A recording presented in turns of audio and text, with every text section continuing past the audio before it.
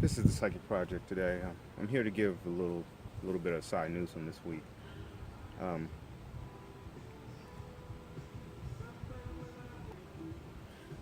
Here to give the side news for this week. The couple topics I want to broach this week are privacy in the Psy for the incline. The thought was, and it's great that we're doing all this performance art or the psychic arts, or where I'm walking around town and doing my photography photo essays, and she's giving my emotional and thought feedback. But at the same time, you can start to see how, in an unwanted fashion, that an incline can be violated. While I give 100% authorization from my side mate to definitely um, voice my thoughts and my emotions and feelings. What if you had an unwanted person on, like, a Facebook Live situation, providing details on another private citizen as they walk around town? How much of a violation would that be? And what laws are in place to protect that psychic incline? These this is the sort of societal changes, law changes, where side testimony can be brought in, and to justify um,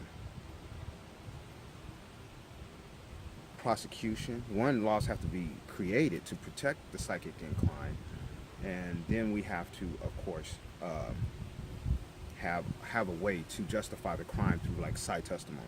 So, these are only some of the changes that we at the Psychic Project uh, would like to see come into existence. Um, there are other efforts out there for the quantification and lobbying that I hope will move things along also.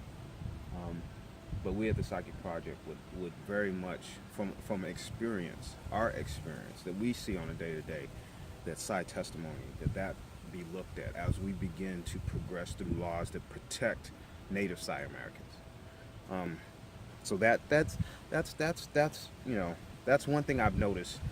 While I give 100%, I want to make sure that's understood. I give 100% approval for my thoughts and um,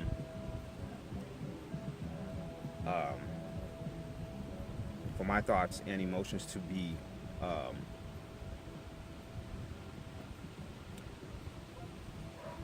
exposed. That's the word, exposed to the internet population. Um, there could be issues if one didn't. The next issue was, as we, as at least on my side, and at the Psychic Project, begin to wrap up our experience. We've been on a treadmill, right? We've been running at level 7 or 8. Anybody who's been on a treadmill know that's pretty fast. So as we begin to wrap up the documentation of our experience and move to a more supporting role for the Psychic Project, meaning we'll still be on the blogs, we just won't. Our documented experience, as far as our lifetime experience, will be more of a going forward. We won't be going backward, telling you what happened to us. We'll be going forward as things bubble up in our life. So there just won't be so many blogs and so many podcasts. But I began to think, and it's part. I want to let you know, part of this idea came from the side, is that our walls, like on Facebook, our timelines, basically, if there could be a way to memorialize that content and revolve those walls, so that, because buried in our timelines and our walls are lots of relevant material that's just buried. If it could revolve somehow, maybe it could revolve every 24 hours, the content that we posted in a week span or something like that. uh, I'm not sure how that could be done. And even more, and even an even simpler task would be, and this goes out to Facebook. Very, if we had the option when we post a post, that post would repost in 30 days. So I mean, how simple would that? That would cause a revolving timeline. That would be incredible, right? And not only just post. Maybe we did a product placement.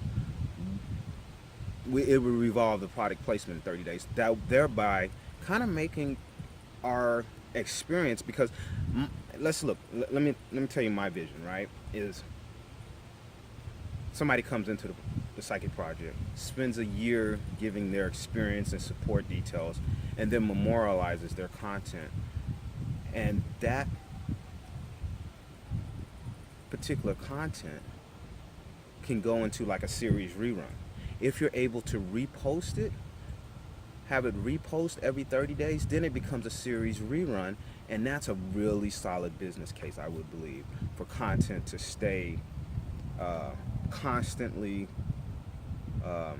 constantly be utilized. So, and not only that, in a social media channel setting, that doesn't just feed. You have to remember, the walls on Facebook feed Blogger, the podcast. They feed they feed YouTube. They feed the other things that they're the top of the chain. So they feed the behind the scenes collections. So if we could get those walls rotating, if not rotating, at least put the option for a 30-day repost, and then I'll go back through my timeline and wall, and I'll put that. I'll have it repost, and then the content will always be available to anybody that stumbles along the page, or anybody that comes and wants to be